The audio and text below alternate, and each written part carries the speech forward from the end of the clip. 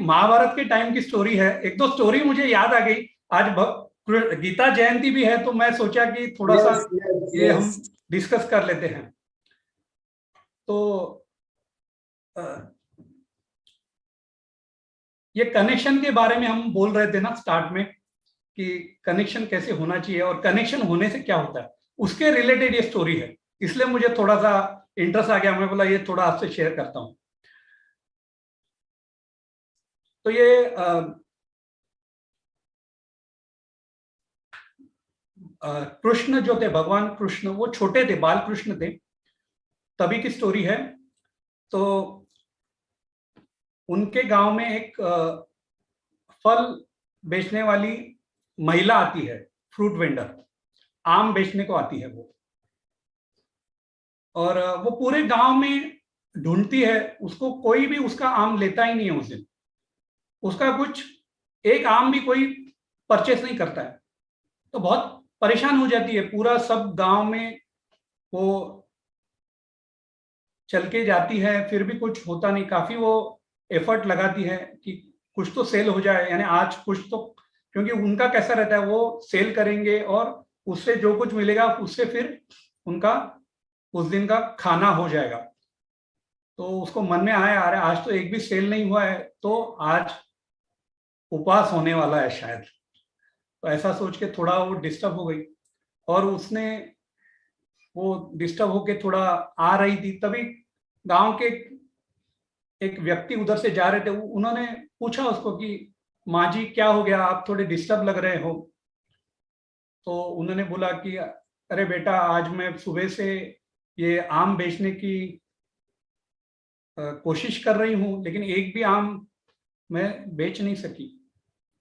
तो वो व्यक्ति बोलते, ठीक है एक काम करो, हमारे गांव के जो सबसे धनिक आदमी है, नंद बाबा है, उनके घर पे जाओ, वो जरूर आपका ले लेंगे और आपका काम हो जाएगा। तो खुश हो जाती है वो। चल के फिर उनके नंद जी के, नंद बाबा के घर के सामने आ जाती है, और वो बोलती है आम लीजिए, आम लीजिए।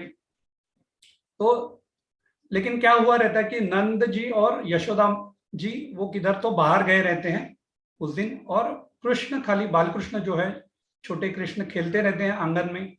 तो ये महिला आती है, तो बुलाते हैं अंदर आइए, और अंदर आ जाती है।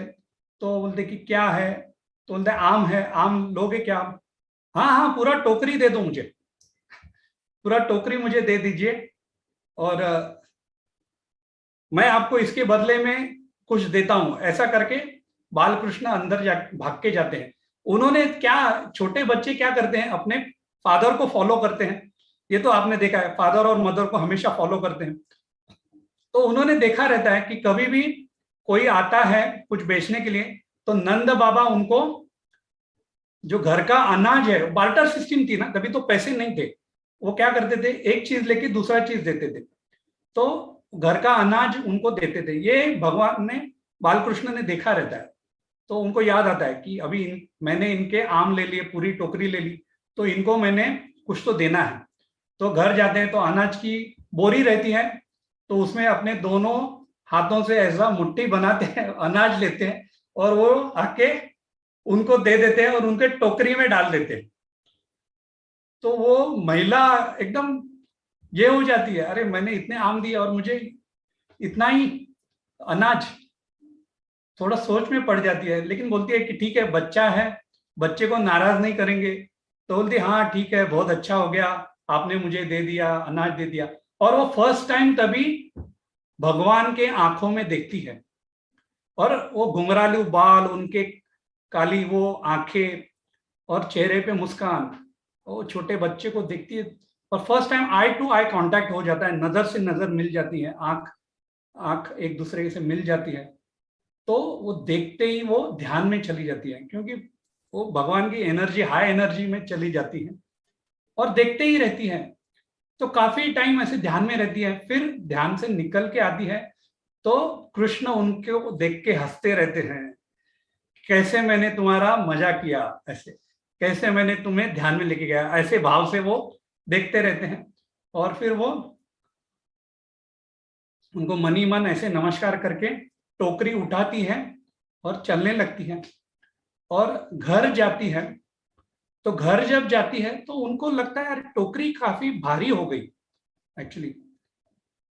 तो नीचे उतार के जब देखती है तो पूरे टोकरी में गोल्ड रहता है, सोना, और उसमें डायमंड, हीरे और जवाहरात, सब मोती, हीरे मोती रहते हैं पूरा टोकरी भर के। तो क्या हो गया, 2 मुट्ठी भर के भगवान कृष्ण ने उनको दिया, अनाज दिया, उनका कनेक्शन हो गया, आई टू आई कांटेक्ट हो गया, और पूरा उनको टोकरी भर के मिल गया, ताकि पूरे जिंदगी भर काम करने का जरूरत नहीं, इतना पैसा उनको एक झटके में मिल गया। तो ये कनेक्शन जब होता है ना तो ये ऐसे हो जाता है, इसलिए ये कनेक्शन होना बहुत जरूरी है। और गुरु के साथ कनेक्शन कीजिए, डिवाइन के साथ कनेक्शन